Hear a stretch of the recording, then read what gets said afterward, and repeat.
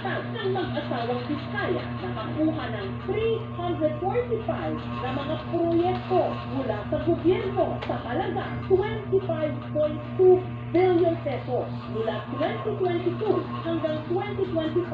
Ang mga Biskaya rin mismo ang nagbunyag ng napakamarangyang lang pamumuhay sa kanilang mansyon na building sa Pasig kung saan meron silang halos 30 luxury vehicle. Pag-hearing sa Senado sila kumanta ng mga kongresista na kanila raw sinuhulan kasi na ang mga opisyal ng DPWH. Katulad ng sinasahan, karamihan sa mga sangkot na politiko tumanggi sa mga paratang ng mga Biskaya. Kabilang na si Akop Bicol Representative at dating chairperson ng House Committee on Appropriations Zal Vico at House Speaker Martin Romualdez.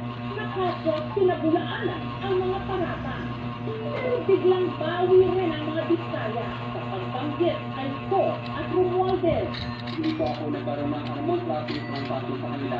Kaya nabanggit po ang mga pangalan na yun dahil yun po ang madalas na sinasabi ng mga kausap ko po ng politiko.